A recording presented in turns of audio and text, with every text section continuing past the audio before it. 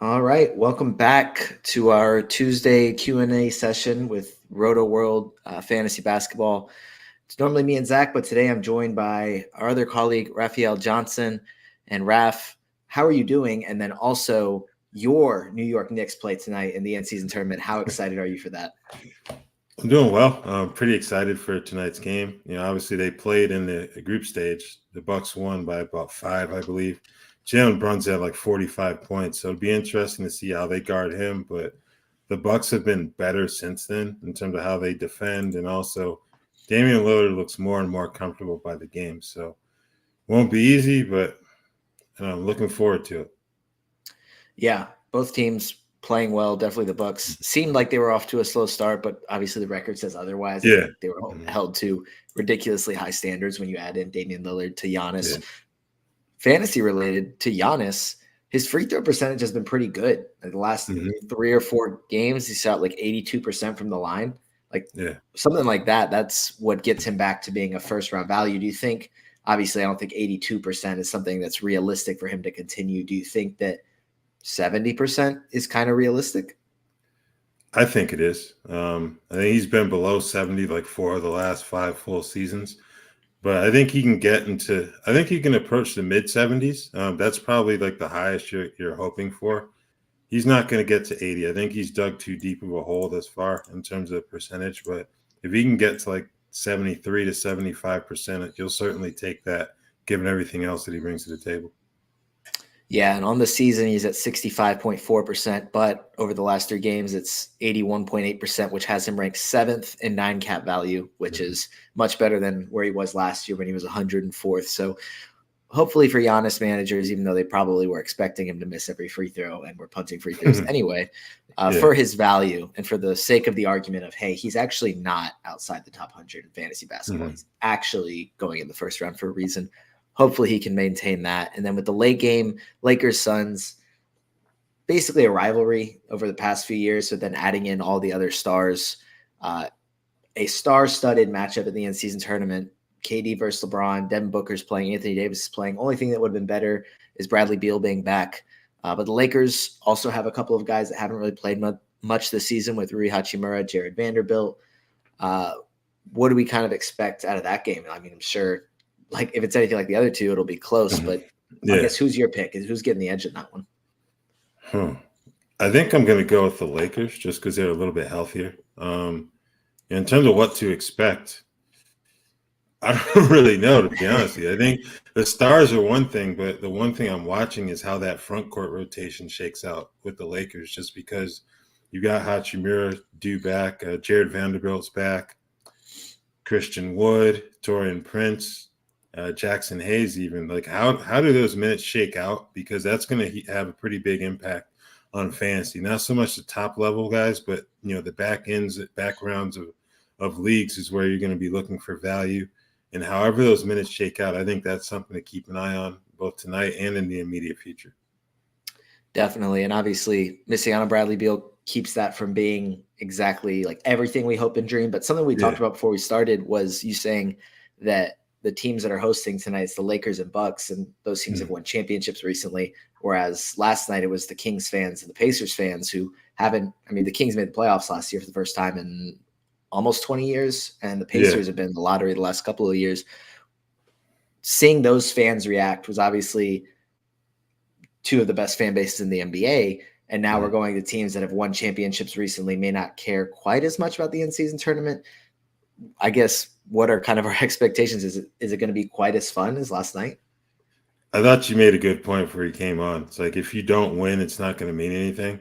Yeah. But if you do win, and I can see like the more, I wouldn't say spoiled fan bases, but the ones that are used to winning, saying it doesn't matter, like it doesn't compare to the Larry O'Brien trophy, obviously, but it's something new. And to be the first of anything, I think is a pretty cool deal. So, the Pacers and Pelicans have moved on to Las Vegas. See who else joins them there. Yeah. One of my friends he's a huge Zion fan, always texts in his stats after. He's like, oh, he just had 27, 7, and 6, like whatever. And then since he didn't have as good of a game, I don't remember his exact numbers from last night, but one of my other friends texted in our group chat and said, oh, wow, Zion like sucked last night or whatever, he said, well, nice job by him to boycott. What a dumb event. In-season tournament's stupid anyway. So it's just about agenda pushing, as it always is with the NBA. But we'll go and start answering some of these questions. First one popping up. Hey, fellas, thanks as always. Ausar Thompson was dropped in my 12-team 9-cat head-to-head league. Priority pickup. Production is down lately. The all-important minutes have cratered, which it is kind of interesting in Detroit as they're getting healthier. Raph, what do you kind of think? Is he a must-add? I don't know if I'd classify him as a must-add right now because as a questioner mentioned, the minutes have cratered. That's the big thing. Bojan Bogdanovic being back and their dire need for spacing makes him like a priority guy within that attack. Ausar's taking a hit. As someone who has Ausar rostered in a few leagues, I don't really care for that too much, but I think it's a case of if you have him, you hold on to him to see what happens. But if you don't, I don't think I would consider him a priority add right now. Yeah, and just looking at Basketball Monster, last 2 weeks, he's 199th, 21.6 minutes per game. The defensive stats that kind of carried his value early on are way down. And then over the past week, the minutes are down even further. You mentioned spacing. Bojan Bogdanovic is going to play minutes, and his shooting ability is a big reason for that, and just adding in another scorer. So just huge for them trying to maybe end this losing streak. So even if Ausar Thompson is incredibly valuable, the minutes, it's definitely worrisome. I think you put it well as far as him not being like a priority add, but he's still, I mean, he's got the upside. Like, hopefully the minutes will come back. Hopefully Monty Williams will start figuring this out, and we'll kind of see the minutes that we want to see. It seems like there's guys more so maybe with the bigs that are in the rotation that we don't really want to be in the rotation. But yeah, kind of hard to be productive in fantasy basketball when you're playing 16.7 minutes per game. Mm-hmm. All right, we'll go to the next one. Thoughts on Cat and Stru for Damian Lillard, and then thoughts on Chet for Harden. We'll start with the first one. Carl Anthony Towns and Max Strus, try to combine their last names, for Damian Lillard. Which side are you taking there? Whew. That's a very good question. Yeah. See, these questions are always tough because you don't know who else is on the roster and in the league and all that. But I think in a general sense, I would probably go with Lillard. I think he's only going to get better. In terms of Towns, obviously we've seen him have elite years in fantasy, but I don't know if he'll be able to reach that level just because you have Anthony Edwards, who's a clear priority there. Rudy Gobert stepped up. So I think I look at him, I kind of wonder if the second round may be his ceiling right now just because of how stacked that Minnesota roster is. Lillard is going to be that number one guy, 1A to Giannis is 1B, if you will. So I think I would go Lillard personally. Yeah, and over the last 2 weeks, Dame is 15th in 9-cat. Cat is 32, and Strus is 61. Max Strus is somebody that's been significantly better with Cleveland than he ever was with the Heat for fantasy, which I think a lot of players, when they're really good undrafted in Miami, then they go elsewhere and they're not able to repeat the success they had. But Strus has taken it up a notch. He's been awesome. What do you think? I mean, I said 61st per Basketball Monster over the past 2 weeks, 56 on the season. Just fleshing out this question, do you think he's a guy that sticks at 5th round value over the course of the season, or is he peaking right now and it's going to kind of tail off and maybe top 100? I think he's peaking right now. He fits exactly what they needed after that loss to the Knicks in the playoffs, but I can't see him being like a top 50 player. I think you have to think some of that was due to Garland and Mitchell missing time due to injury. So I think that boosted his usage a bit when they were out. I think he can be a top 100 player, but I don't know about a borderline top 50. So I think he'll be good, but not this good once we hit the spring and fantasy playoff time. Yeah, and I think he was also just getting a bunch of rebounds. He's averaging 5.5 on the course of the season. It's down a little bit in recent weeks, but Jared Allen was out for a while there, so he was helping there as well. Obviously, most of his value is going to come from threes. He's averaging career highs in basically every stat. So hopefully for him, he can maintain some of it, but it does seem like you said peaking at this point. He's playing 35.3 minutes per game this year as well, which having that many minutes obviously helps, but definitely the ideal fit in Cleveland, which is pretty cool to see that they were able to finally figure that out. They had 4 stars and couldn't figure it out, but now it's this 5th missing piece that actually seems like hopefully they can make some noise in the playoffs. Yeah.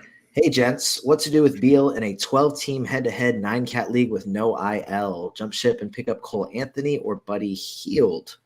Raph, who are you prioritizing between these 3, Beal, Cole Anthony, and Buddy Hield?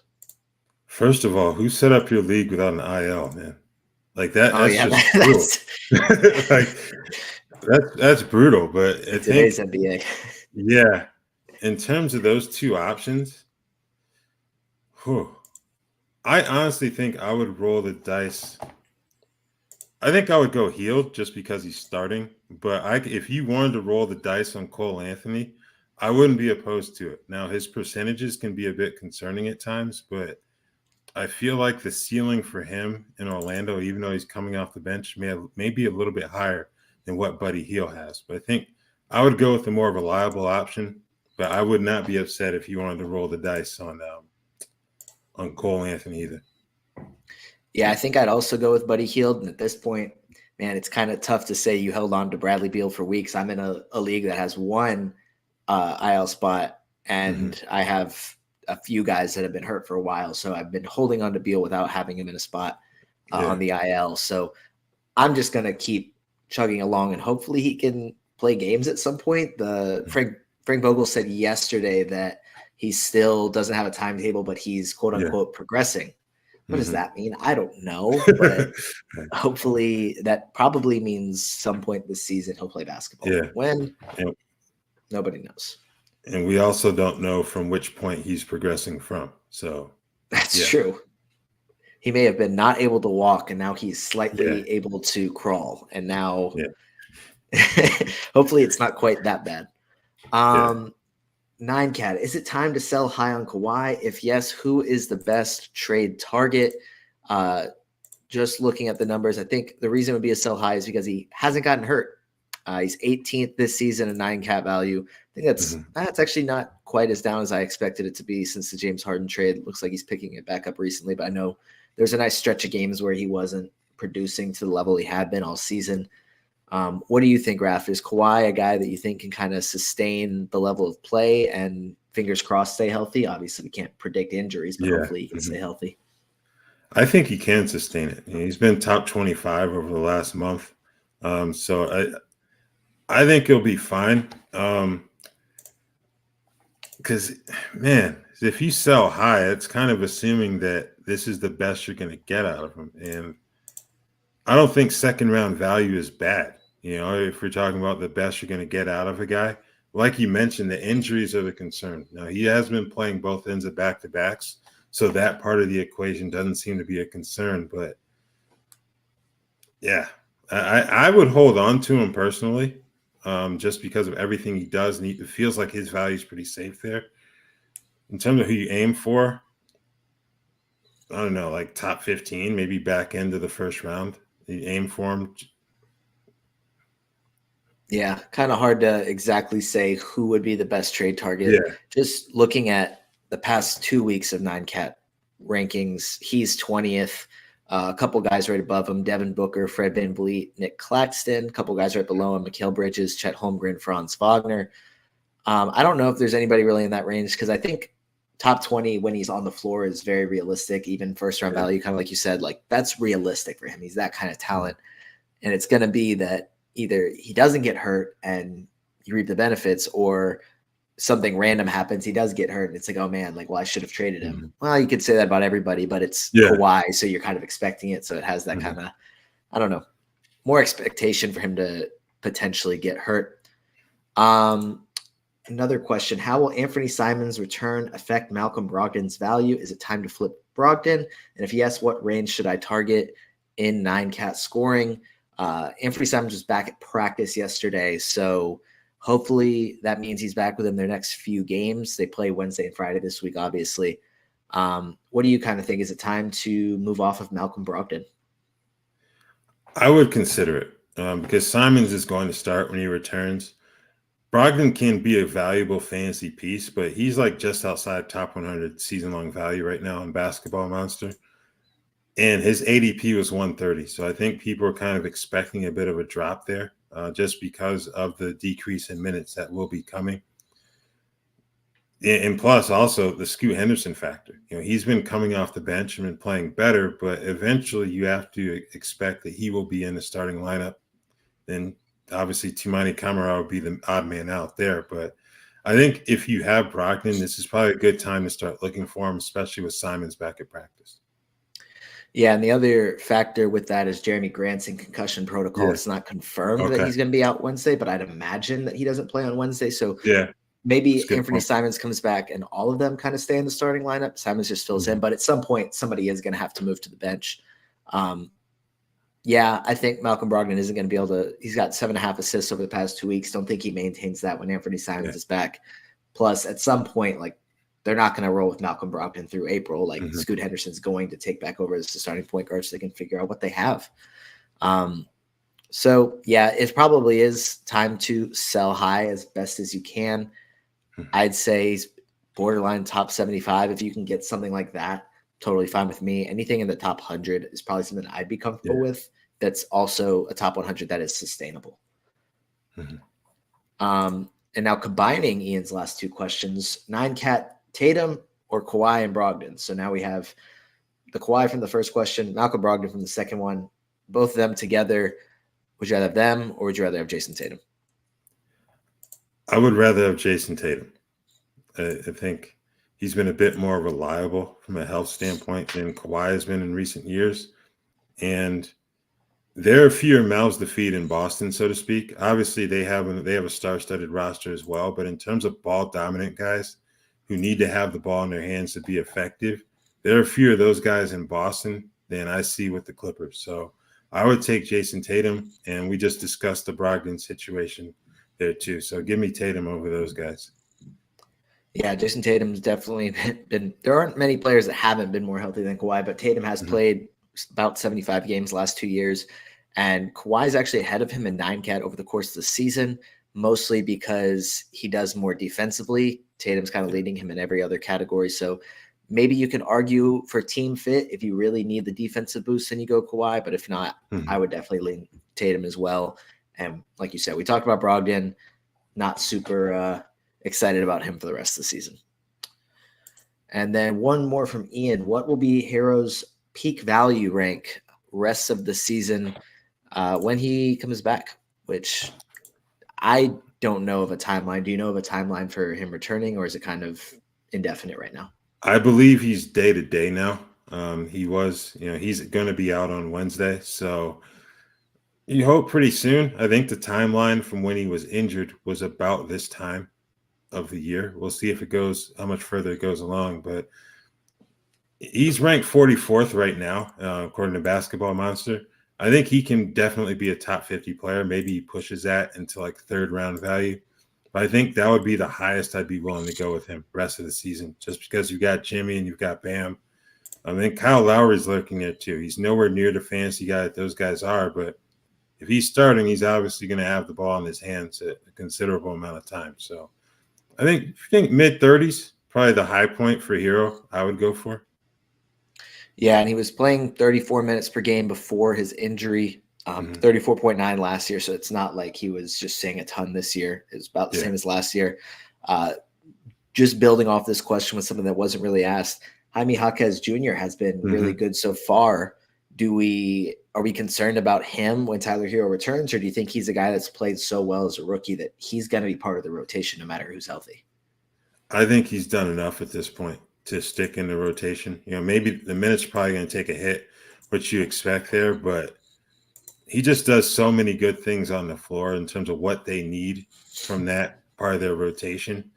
It's going to be a hell of a tough task to just take him off the court completely. It's not going to be like Jordan Hawkins last night where he didn't play at all, So, yeah, I think Jaquez, he will be fine.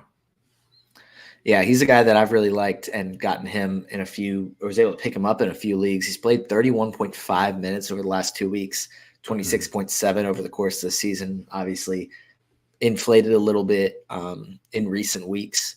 So hopefully he can maybe maintain that 25-minute per game range. Like you said, he does too many things well for them to just not play him. I wouldn't call him a guy that is dominant in any individual category, like looking at numbers, aside from a good field goal percentage as a rookie. He hasn't really dominated any category, but he's good enough to be on the floor enough to kind of contribute across the board. So should be good for his fantasy value, and he's had some good games so far. Next one from Brian B. What's up, Noah and Raph? What's up, Brian B? Would you trade DeRozan for Evan Mobley? 10-team, 9-cat head-to-head. My team is in dire need of rebounds. Raph, I think I know my answer. What would your answer be for this one? My answer is yes. Period. Yeah, I agree. I'm in the same boat. Go ahead. Yeah, I guess for time reasons, we can probably expand on this a bit, but it's like, who knows what's going on with DeMar and Zach LaVine up there. I think DeMar is going to be the one that they may be able to find a trade partner for if they decide to blow things up. But yeah, 10-team, 9-cat, you can't really count on that, especially if, as you say, your team is in dire need of rebounding. I get Mobley because he's also going to give you a boost in the blocks category too. So yeah, Mobley for sure. I would definitely make that trade if you can do it.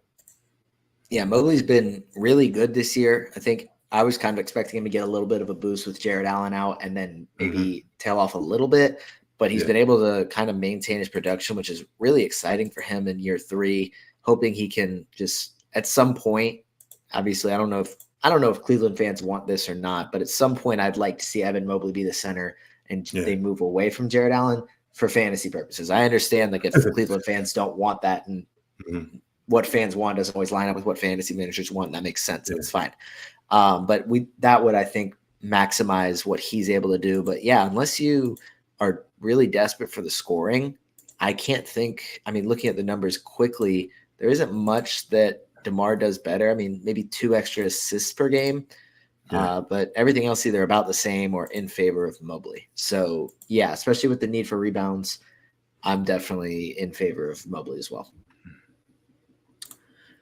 Next one from Brian. I also dropped Herb Jones for Trey Murphy. Hopefully it was the right move. Remember, this is a 10-team, 9-cat head-to-head league. Raph, what do you kind of think about this?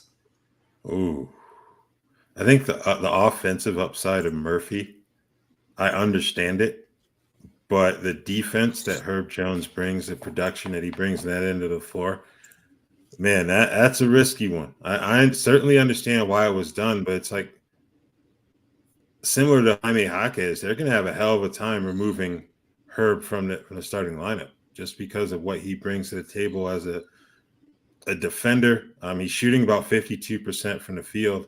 He's not the three-point shooter that Trey Murphy is, but it's not like he's a liability on that end of the floor either. So, man, I think I don't think this is a move that's going to necessarily blow up in your face. I can see the argument either way, but man, that defensive production that Herb brings to the table, I just don't know if I would have gone through with that myself.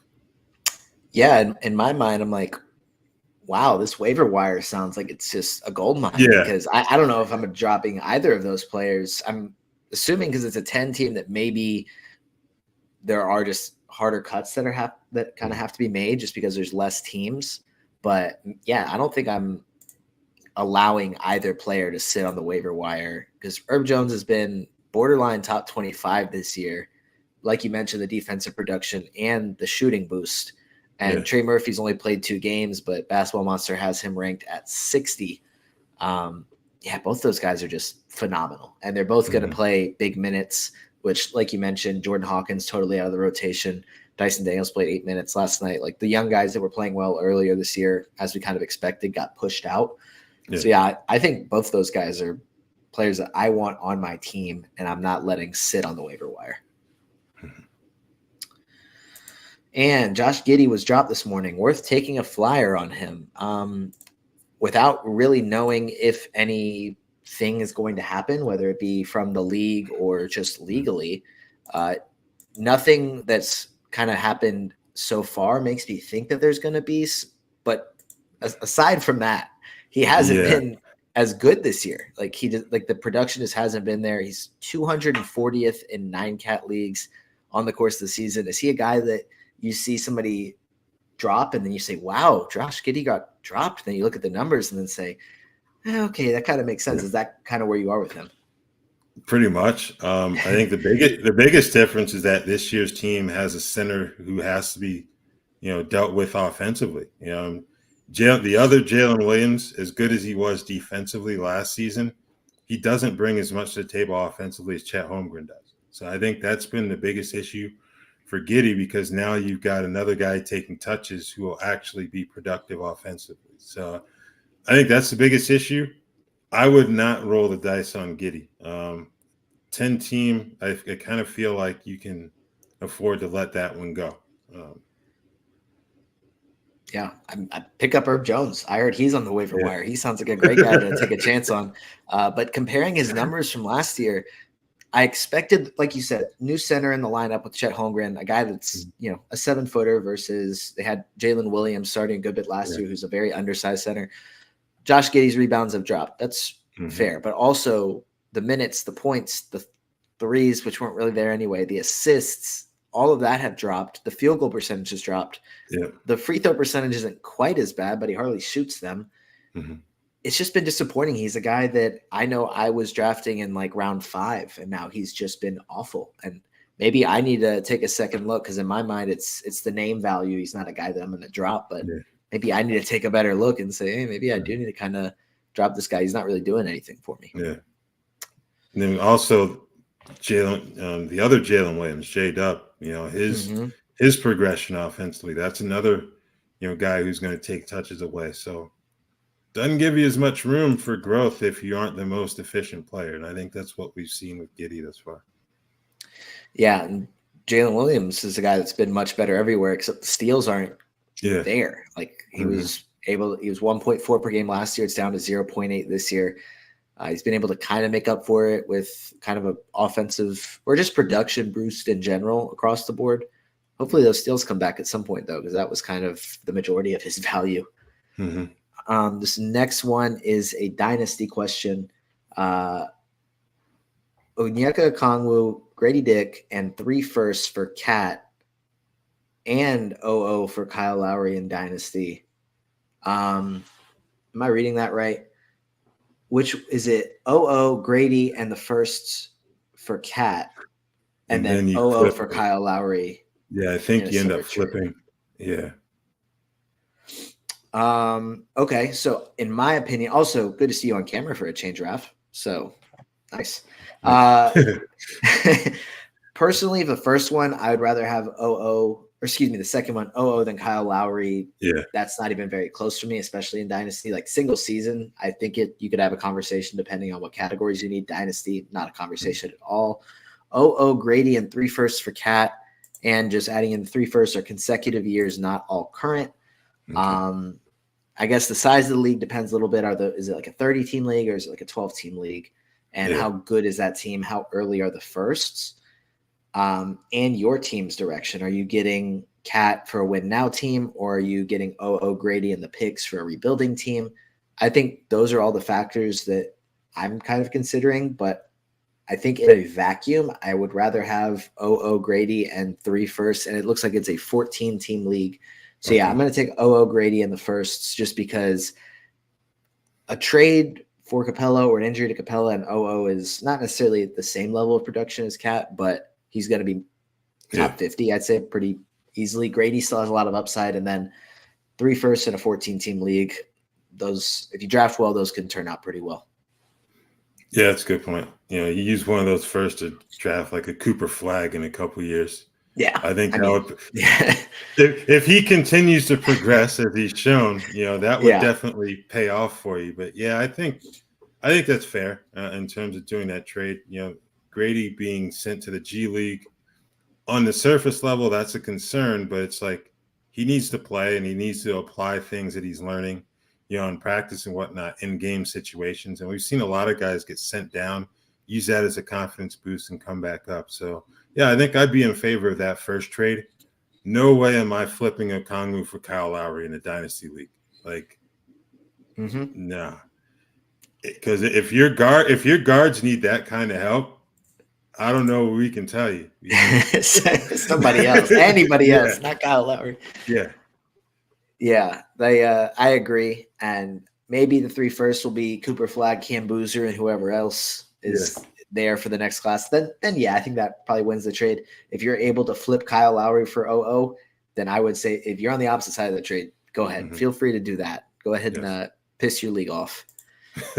9 Cat. If you have one slot, who do you take rest of the season? Scoot or Keon George? Ooh. Raph, who are you taking rest of the season? I think this is a good one, but I think I know your answer.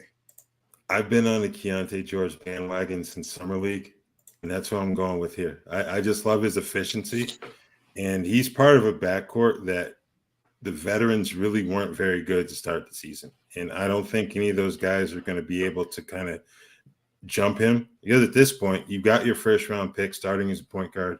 You leave him in there and see what happens. So I think he's going to be good enough. Scoot's percentages, he's been a little better since he returned from the injury.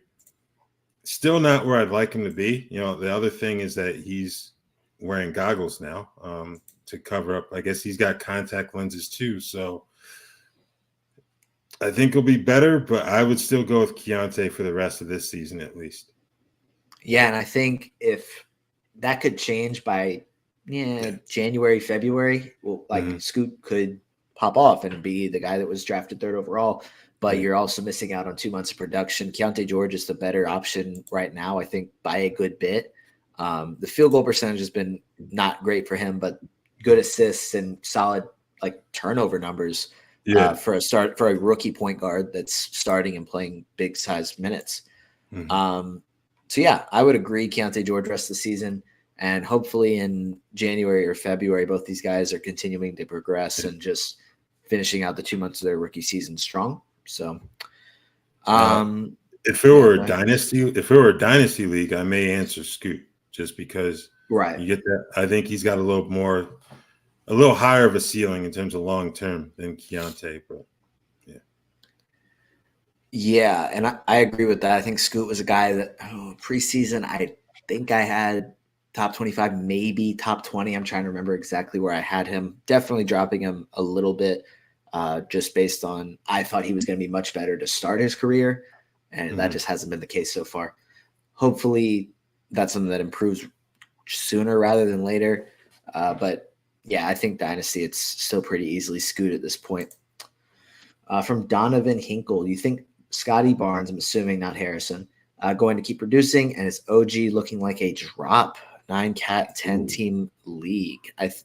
Scotty Barnes was awesome to start the year. The numbers still look good, but if I'm not mistaken, the production hasn't tailed off as much as I thought I saw people talking about on Twitter. But still top 10 in 9 Cat leagues, playing big minutes, big defensive numbers. I mean, do you think he's a guy that is top 10, or we'll say top 20 and give him a safer floor for the rest of the season? I'll give you top 10 for sure.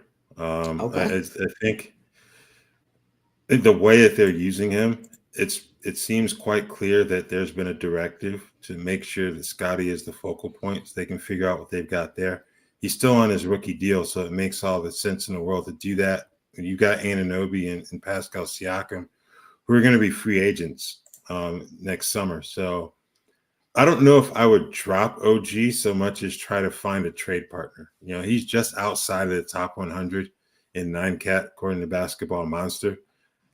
I'm not going to drop him, but I would definitely put him on my trade wire, see what types of offers you can get, because you can sell potential top 50 value, even though I don't know if he's going to reach that high, but you can sell that in a potential trade. Yeah, and with OG, looking at his numbers, the points are down about 2 points per game. The field goal percentage is down a percentage point. The free throw percentage is down, but he hardly shoots those, so it's not a massive impact. It's the steals. He was 1.9 last year, 1.1 this year, and that's kind of been a trend with last season's Raptors. Fred VanVleet is not averaging as many steals. Gary Trent Jr. isn't averaging as many steals. I guess Scotty Barnes is going directly against that and upping his steals, but it seems like the hypothesis is that Nick Nurse allowed them to play a certain way that allowed them to get a bunch of steals and put pressure on the ball, force turnovers. And Darko hasn't done that for Toronto. And Udoka isn't allowing Fred VanVleet to do that in Houston. And I'm sure a deep dive with film would give you a more solid answer as far as what that actually looks like. But is that kind of, I don't know, limit what OG can do? Like, do you think he's a guy that can get back to that 1.9 steals per game? Or do you think that it's, Nick Nurse is gone, just the way that they're playing, it's just probably not going to happen? Yeah, I have a hard time seeing him get back to those numbers steals wise. Because you think about it, you look at Milwaukee. They started the season trying to play that style of defense with the hard hedges and the switching, and it didn't work for them. They obviously they have Brook Lopez, a completely different situation, and I think you could use that in some regards as a comparison to what we've seen from Toronto, where they've gone in the opposite direction. And you've got so many athletic wings as they have. It's kind of limited their defensive potential in some cases. Scotty Barnes has been fine, but OG, like you mentioned, the steals have gone down. I think it might take a philosophical change there for that to change, for that to switch. And he's not the head coach. So, yeah. Yeah, definitely makes it difficult when he's not in charge of making those decisions, even though I'm sure maybe he would like to, or maybe he doesn't care all that much, but still one of the best defenders in the league. Mm-hmm. Just the steals haven't quite replicated that, but that's okay. Next one from Admiral Nita. Drop PJ Washington for Scoot Henderson to bring someone off of IR. 12-team Cat. Assuming 9 Cat. We'll roll with 9 Cat. Are you dropping PJ Washington for Scoot? The lovely upside question. Right. Hey, that's tough. Like, I think I would, but because I think the big thing is that PJ dropping to the bench, he's barely a top 150 player at this point. Scoot isn't at that level, but I think we can foresee a scenario in which he is that type of player in time. So I think I would do that, especially with the emergence of Miles Bridges in Charlotte. So yeah, PJ Washington's numbers are weird because past 2 weeks he's actually been better than he has been over the course of the season by 9 Cat value. The rebounds are up. He spent, I don't remember if it was like a week or 2 weeks as the backup center with Nick Richards in concussion protocol. Richards is back. Going to monitor those minutes to see if Richards is the full-on backup center or not, or if PJ Washington's going to keep seeing some of those minutes, which has kind of resulted in him averaging more blocks, more steals, even though the field goal percentage has gone down. It's just very weird looking at the numbers in what we expect him to be worse. But I still don't think that's enough for me to keep him around. The upside just isn't there. Like you said, like Miles Bridges is going to be starting over him the rest of the season. Barring injuries, he's stuck in a bench role. The upside's just not there for me. I'd rather take the chance on Scoot just because, at some point it has to click for him, right? Like he has to be the star point guard that he was drafted to be, I'd imagine. Hopefully sooner rather than later. Next one, is Cam Payne a hold if he isn't directly handcuffing Damian Lillard?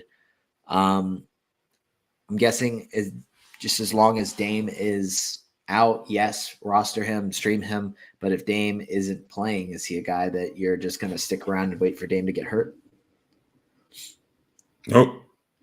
I kind of feel like we can find better options. So, yeah, I think Payne, this isn't a situation like in Phoenix where he's behind Chris Paul. We kind of felt like at some point there's going to be an extended absence. I know Lillard's had some injury issues in recent years, but there were also some shutdown situations. So I don't think this is the same case. Yeah, I can't really hold on to Payne at this point, I should say. Yeah, I think he's a guy that you just wait for maybe something to happen, but it's not, like you said, it's not like Chris Paul where he's older and you're expecting him to get hurt. Dame missed time because of shutdowns and they were losing, so they kind of prefer him to not play. But that's not going to be the case with the Bucks as they're competing for a championship. Yeah, leave him on the waiver wire until you need him. Another one from Ian, 9 Cat. If you have Ja sitting on your IL, do you sell him since he's close to returning, or would you ride with him for the rest of the season? Raph, what do you think? Ooh, It's actually a good question because, Yeah. see, the thing with Ja is that obviously you can only play a max of 57 games, but the way in which he plays, we've seen him miss credible amounts of time due to injury in recent years. So I think I would actually try to sell him here. I know he's in a situation where they're going to desperately need his production, given the hole that they've dug themselves and all the injuries. But I think that can be used to get yourself solid value in the trade, personally. Yeah, and I guess it maybe depends a little bit on what category needs. If you're desperate for some of those Yeah. assists and rebounds and points, then sure, maybe. Mhm. And like, plus you've been sitting there waiting. But the idea of Ja Morant coming back, it's like the idea of a shiny new toy. Like, Mhm. oh, I'm going to get Ja Morant, add him to my team. Like the value is probably higher than when he actually ends up playing. And it's like, Yeah. oh, like maybe it's not quite as good, or the production isn't quite as good as I thought it would be. So this probably would be peak value, unless, of course, something happens and he just has the best season of his career for the limited amount of games left. So it kind of depends on that. But yeah, I mean, he's going to be back in a little over 2 weeks, I think. So it's probably getting close to his peak value. Wait, never mind. Yes, actually, okay, I thought I saw that last name. Without putting any personal bias in here, Raph, would you trade the Villanova boys, Mikal Bridges and Jalen Brunson, for Jaylen Brown and Scotty Barnes? No. No bias? There's no bias there. There's no bias there. I don't think I would do it. And let me pull up Jalen. Yeah, Jaylen Brown, he's been a bit disappointing. And I think when you have the combination, the turnovers 2.5 per game isn't that bad. But when you combine it with him being a below 70% foul shooter, that's a bit concerning for me. And even if he cleans that up, how high do we really think he can get? I thought maybe his ADP in like the mid 30s was a bit inflated. I think him more of as like a top 50 player. Meanwhile, with Mikal and Brunson, I think they can both finish safely within the top 20, given everything that they bring to the table. So I would not make that trade personally. Yeah, I don't disagree with you. I think Scotty Barnes is probably the best player in the trade, but it's Mikal and Jalen Brunson are the next two. Yeah. And I'm just not super into Jaylen Brown. You mentioned the third round ADP, which was kind of weird after he was just barely a top 50 guy. And then they added in Drew Holiday, who's going to need the ball in his hands, and Kristaps Porzingis, who's going to take away his shots. And then, so Jaylen Brown's shot attempts have gone down, but also, like you said, like the free throw percentage is about 6 percentage points lower. Like the usage is down. The points are down about 4 per game. So yeah, I think I would agree. Mikal Bridges, Jalen Brunson, plus, both of those guys are going to play a ton of games and probably not miss many, specifically Mikal Bridges. So, yeah, I agree. I'd rather have Mikal and Jalen Brunson. I was just offered Jason Tatum, Nikola Vucevic, Zach Collins for Evan Mobley and Scotty Barnes, 10-team. We'll call it 9-cat from Jermaine Matthews. Raph, which side do you prefer in this one? That's not an attempted fleecing, but I would much rather have Mobley and Barnes. Like Tatum's fine, but Vucevic, he's going to play every game that he can because I think he wants to be able to say he's an 82-game guy. I think he did that last year. But Zach Collins, he's been good, but I don't really see the ceiling for him really isn't that high for me, especially if we're talking about taking him on as part of a deal in which you give up Evan Mobley and Scotty Barnes. So I'm not doing that personally. Yeah, I agree. I think Zach Collins was a guy I was really high on coming into the year because he finished out last season really strong. Yeah. They talked about wanting him to start at center next to Wemby. He just hasn't been as good as he was to end last season. And just for whatever reason, like he was averaging over a steal and a block per game. That's down to 0.7. Assists 3.9, decent for a center, but I think it was a little higher to close last year. Only 6 rebounds despite starting at center. I think Wemby's been a little bit of a better rebounder than I expected. I just thought philosophically he wasn't going to get as many rebounds as he has. And then Vooch has been pretty disappointing. Like you say, he's going to play 82 games, but when Zach LaVine's on the floor, Vooch doesn't seem interested in playing basketball.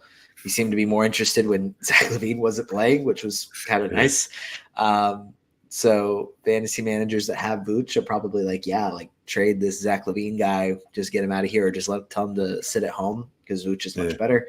But yeah, Scotty Barnes has even been better than Jason Tatum so far this year, and then Evan Mobley is better than Vooch, and then Zach Collins isn't exactly moving the needle for me. So no, I'd rather hold on to Evan Mobley and Scotty Barnes, especially I guess in a 10-team league where depth may not be as important because every team is more stacked than a 12-team or a deeper league. All right. Another Knicks question. How concerned should we be about IQ? He looked like a slam dunk breakout candidate after last season, but he's outside the top 150 and just doesn't seem to be the same guy. Raph, what do you think about your man, Emmanuel, quickly? There is some concern. I kind of wonder if the contract year stuff may be impacting him a bit. Some guys we see come out on fire. They're playing final year of their contract, looking to earn that major payday. Others may be a bit hurt by it because they, rightly or wrongly, it could be seen as like your current team not having the amount of faith in you that you think they should. The numbers haven't been where they were in years past, more specifically last season. I am concerned just because this is a deeper perimeter rotation. I know Josh Hart has played some at the 4, but you've got him. Dante DiVincenzo's come on of late. Who knows what's going on with Quentin Grimes? The guy can't buy a bucket right now, but they have more options beyond Jalen Brunson than they had in years past. I think this is a better perimeter rotation. RJ Barrett has played better basketball than he played last season too. So you take all that into consideration. I am concerned about quickly from a fantasy standpoint. Yeah, the minutes are down, like you said. There's just more depth on the perimeter in New York. So, I mean, you know better than me because you watch a lot more Knicks basketball than I do. But, yeah, it seems like there is reason for concern. Hopefully, I don't know, for your sake, maybe he was just waiting for the in-season tournament. And now he's going to pop off. I hope you're right. That's what all players are. There's regular season players. There's playoff players. Like playoff Jimmy. Maybe it's in season tournament quickly. Maybe that's what we're needing to see. Traded Vooch for Jalen Duren in a head-to-head dynasty points league. Thoughts? Oof. Yeah, I don't. Even though points probably helps it out a little bit. I'd much rather have Jalen Duren than Vooch in a dynasty league, simply based off the fact that he's, I think, about 10 years younger and has already been really good in year 2. When he's healthy, he got off to a really good start, missed some games. But I think long-term, I mean, if it's a win now scenario trying to win over the next 2 years, then maybe I'd be fine with Vooch and I'd understand the move. But in a vacuum, in a dynasty league, I'd prefer Jalen Duren. I believe that Birdie received Duren, so good on him. I agree with that move. So that is what happened. So shout out, Birdie. Yeah, good job there. Hey, Dynasty Points League. He may not score as much as Vooch does right now, but I think you'll be fine, especially in a Dynasty League. So yeah, I like that move. Definitely. Yeah, that's poor reading comprehension on my end because reading it now, it's absolutely very clear that you got Duren. So great job. All right, next one: injured player or injured player, Bradley Beal or Tyler Herro. Raph, which one would you prefer for the rest of this season? Ooh, I'm going to take Herro because I think a sprained ankle, even though his was pretty severe, that's a little bit more manageable once you get back than a back injury. I think as we all age, we know that those lower back pains don't exactly go away. You just figure out a way to kind of manage it. And I couldn't imagine dealing with it as a high level athlete. So yeah, give me Herro of those two. Yeah, I would agree 100%. Bradley Beal has been really good in fantasy up until his 3 games this year. Which obviously he was probably playing injured through those. In his 3 games, 28.5 minutes, I would imagine those go up when he's healthy. 17.3 points, 38.3% shooting, which is, I don't even have to check. That's the worst of his career. 68.8%. I will double check, but from the free throw line, I'm pretty sure, pretty safely, that's the worst of his career. So he'll be better, but I would rather have Tyler Herro. I think there's also a better chance of him returning soon. Like you said, ankle injury, and he was awesome in the first 8 games that he played. So hopefully that's something that he's going to be able to just maintain. But we'll see what happens, but we'll probably see him play first. So, and piggybacking off of the Ja Morant question, what about Desmond Bane, sell or hold with Ja returning? I think the expectation coming into this year was that Desmond Bane was just going to kind of pop off for the first month and a half, almost 2 months. And then when Ja came back, he would regress a little bit, but he has been a 3rd round value the past 2 seasons. That's about where he is right now. So I don't know how much he's really going to tail off, but is he a guy that you're looking to sell high on, Raph? I'm keeping him because I think he can crack maybe the back end of the 2nd round before the season ends. Because, obviously the usage may take a slight hit with Ja being on the court. But on the flip side, here's a guy that opposing defenses have to actually account for. They didn't have to do that with Jacob Gilyard. He tried his best, but it just wasn't working out. Derrick Rose had his moments, but we've seen his injury issues where they can only play him about 25 minutes per game. That puts a lot on Desmond's shoulders. I think he's done a good job thus far. You get Ja out there with him and Jaren Jackson Jr., I think we can see an even more efficient Desmond Bane, and his value I think it will increase a little bit once Ja returns. So he's a hold for me personally. Yeah, I don't see him having any sort of massive fall off as far as his value. The numbers actually aren't that as inflated as I expected them to be heading into the season. Points are up 2.3, assists are up 0.8, threes are up 0.4. Obviously, the field goal percentage is down, which I think is fair. He's taking tougher shots. This how it rolls. So yeah, no, he's not a guy that I'm looking to sell. If he was in the top 10 or providing 1st round value, then yeah, he's probably a guy I'm looking to move off of just to see if I can get somebody producing at that level. But honestly, probably most people playing in your league are going to know, hey, Ja's about to come back. It's going to impact his production. So kind of makes it a try and sell him. Just with the Grizzlies question, Jaren Jackson Jr. has been not very good to start the season. 84th in 9-cat, 1.8 blocks per game, shooting 42.4% from the floor, 6.2 rebounds per game, which after I don't remember exactly what the number was, but didn't get many rebounds when he was playing with Team USA. I think maybe I was just hoping that he would kind of take that as, let me take this a little bit personally and improve my rebounds. But if they don't, maybe it could just be they don't need him down there rebounding as much. They have Biyombo. It's not that different from previous seasons. So what do we think about him? Because he's a guy that the field goal percentage has dropped about 8 percentage points from last year, and 1.2 blocks. The blocks have dropped about 1.2. Is he a guy that you think when Ja Morant comes back is going to be where do you see him finishing as when Ja's back? I think in a perfect world, you're hoping he can crack the top 50. I don't know if you're expecting too much more than that, because I don't know how much there are a lot of guys that jump from where he is to get to where his ADP was. So I don't think he'll be that high, but I think just like Bane, the improved shot quality, when you have a point guard out there that teams have to truly account for, will help him, once Ja Morant is back on the floor. Yeah, the difference, like you said, between Jacob Gilyard and Ja Morant, and also adding in Marcus Smart in probably 2 or 3 weeks, I think that'll also factor in as well. Yeah, Jaren Jackson Jr. will be better. I don't think he gets back to being a 1st rounder, but he should be better than 84th, which is where he has been this season. One more from Ian. I noticed Durant in the thumbnail. Thoughts on Kevin Durant, 9-cat rest of the season? Top 10. I would say. I think that would be, I don't know about top 5, just because some of the players you have that he would have to jump to get into that range, but I think top 10. I think holding in the top 10 is fair for him in terms of rest of the season value. Yeah, and he's been 7th so far this year.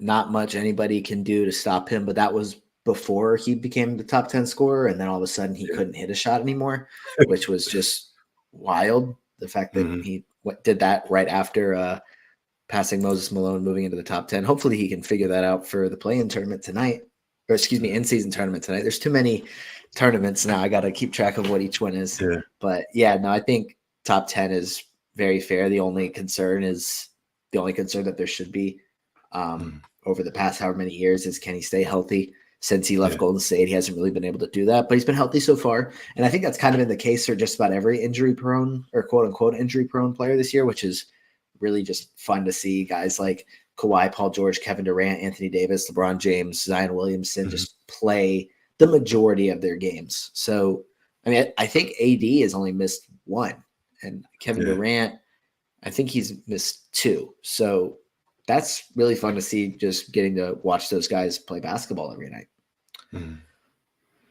And then from Thomas, Thomas is a regular question asker on this show, but this is our first one from him today. Trade Scoot or Tyus Jones in 9-cat leagues, looking to trade one for rebounding, but what kind of player would you target for rebounds? Obviously, Scoot is like ranked in the 400s or something, but Tyus Jones is another guy that's been pretty disappointing so far this season. I think as a elite streaming option over the last 2 years, now that he had his own offense to run, it was high expectations, but he's 118th according to Basketball Monster.